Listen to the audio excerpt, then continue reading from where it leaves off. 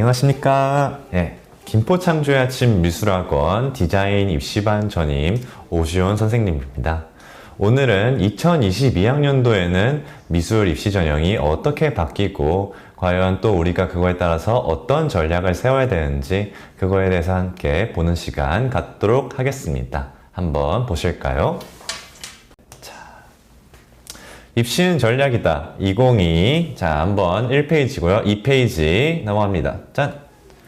2022 주요 미술대학 입학 전형 주요 사항에 대해서 얘기해 드릴 거예요. 그래서 2022 학년도 미술대학 변화의 핵심이 무엇인지 이번 시간 동안 알아보도록 할 거고요. 자, 그 다음 2022년 대학 전형 계획 발표를 대해서 한번 얘기해 보도록 하겠습니다. 자, 이거에 대해서는 이제 여기서 보시면은 2022학년도부터는 수능 위주 전형이 30% 이상으로 확대가 될 거고요. 그 다음에 EBS 연결 같은 경우는 현재 70%에서 50%로 그 다음에 적성고사 교사 추천서는 폐지가 될 것 같습니다. 자, 그 다음 넘어가시면요. 상위권 대학의 목표라면 다 잘해야 된다. 여러분들 이 말 항상 기억을 하시길 바래요. 수험생은 늘 을이고 대학은 슈퍼갑이기 때문에 대학에서 이번에 무엇이 변형이 되었는지 그런 바뀌는 입시 제도에 대해서 정확하게 이해를 하셔야 되는 거고요. 그 다음에 벼락치기 공부가 아닌 장기적인 로드맵을 좀 준비하는 게 중요하겠죠. 수능 올인 또는 이런 입시 대박은 없습니다. 우리가 과정에 충실해야만 좀 원하는 목표를 이룰 수 있다 이렇게 생각하시면 되고요. 바뀌는 교과서와 수업 방식 등에 우리가 잘 적응을 해나가는 게 좋겠죠.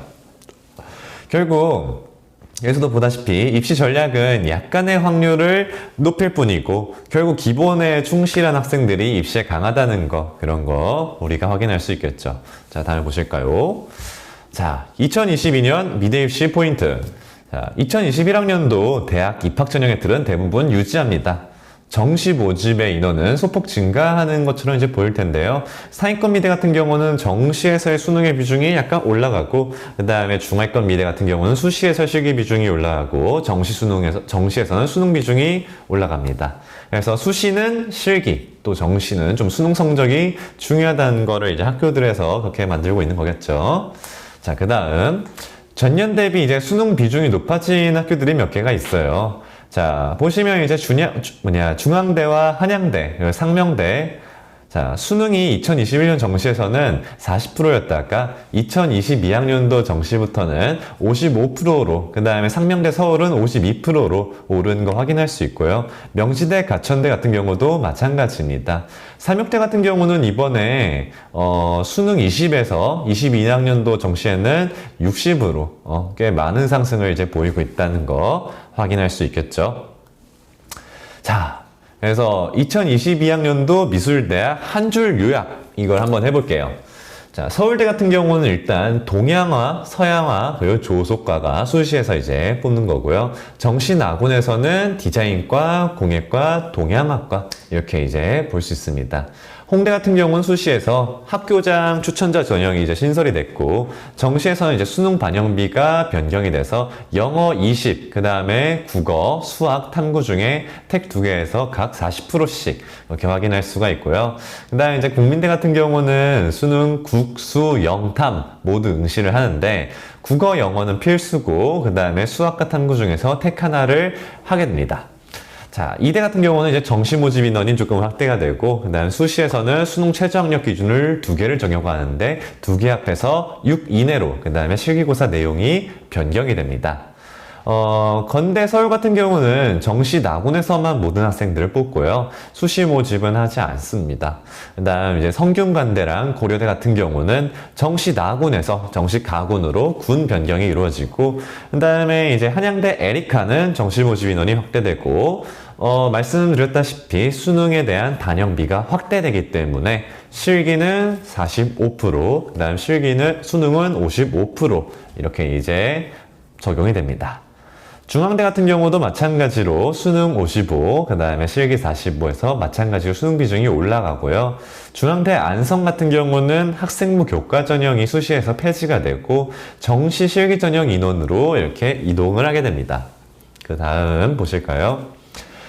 자, 성신여대 같은 경우는 산업디자인과의 이제 실기를 보게 되는데 4절 한 장 4시간, 그래서 소묘와 기초조형 중에서 택 하나를 이제 진행을 하게 되는 거고요. 단국대 같은 경우는 이제 1차 배수컷이 기존 30배수컷에서 20배수컷으로 이렇게 변형이 됩니다. 덕성여대 같은 경우는 아트앤디자인 대학으로 학부 모집을 하게 되고요.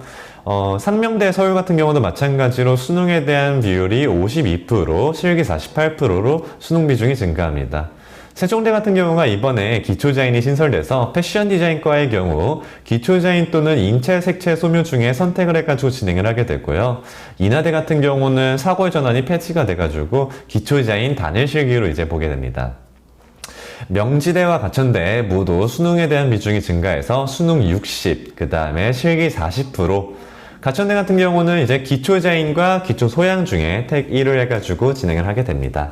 경기대는 이체조형학과 조소와 이제 기초디자인 중에서 택 1, 디자인 비작부는 기초디자인과 사고의 준환 중에서 택 1 이렇게 진행이 되고요. 다음 넘어가시면 서경대 같은 경우는 디자인과 모집 인원이 이번에 확대가 돼요. 삼육대 같은 경우는 이번에 많이 올라서 수능 60, 그 다음에 실기는 40% 수능 비중이 증가하는 거 볼 수 있고, 실기고사에서는 기초조형이 폐지가 됩니다. 자, 건대 글로컬 같은 경우는 원래 학부 모집에서 했던 거를 이제 학과별 모집으로 이렇게 변경이 되고요. 상명대 천안 같은 경우는 이번에 발상과 표현이 폐지가 됩니다. 그래서 기초디자인으로 이제 단일화가 이제 진행이 되고요. 디지털 콘텐츠 학과 같은 경우는 이번에 실기고사를 시행한다고 합니다. 네, 인카대 같은 경우는 융합디자인과로 이제 모집을 하는데요. 수시에서 30명, 정시에서 20명 이렇게 진행을 하고요. 대진대는 현대조형학부에서 미술, 만화, 게임 학부로 변경이 됩니다. 용인대 같은 경우는 이제 공연 제작 및 디자인 전공이 이제 폐지가 되고 미디어 디자인학과로 이제 이름이 되고, 그 다음에 기초 디자인 단일 실기를 보게 되고요. 남서울대는 정시 모집 인원이 증가하고 기존의 이제 문제은행식 출제를 유지하게 될 것 같습니다. 강남대 같은 경우는 유니버셜 비주얼 디자인 전공 플러스 미술 문화 복지 전공을 통합해서 유니버셜 아트 디자인 전공으로 이제 진행되고요.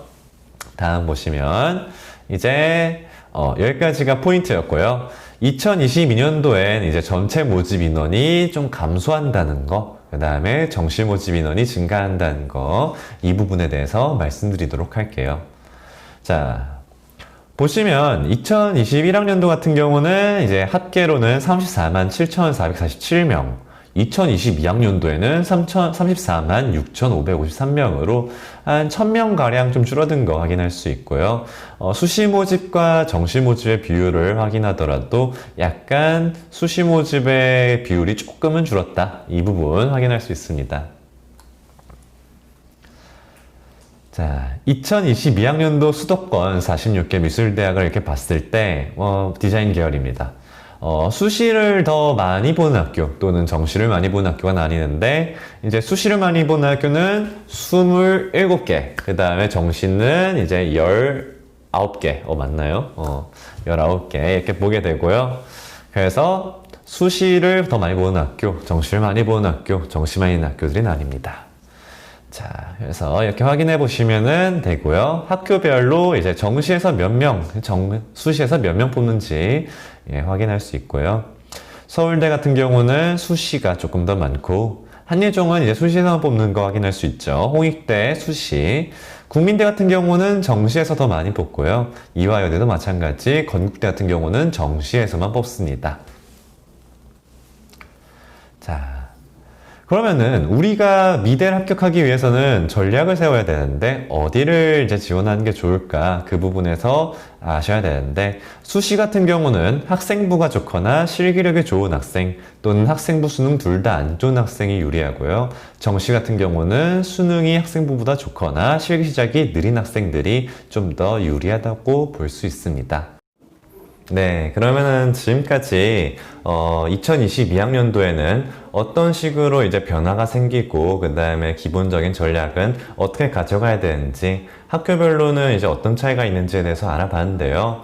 다음 시간에는 이제 조금 더 디테일하게 학생들 반영 교과나 실기가 어떤 식으로 또 변형이 생겼는지 그런 부분에 대해서 짚고 넘어가는 시간 또 갖도록 하겠습니다. 오늘 소식이 좀 마음에 드셨다면 구독과 좋아요 눌러주시고 앞으로도 많은 소통 부탁드리겠습니다. 예, 그러면은 오늘도 감사했습니다. 네, 다음 시간에 볼게요.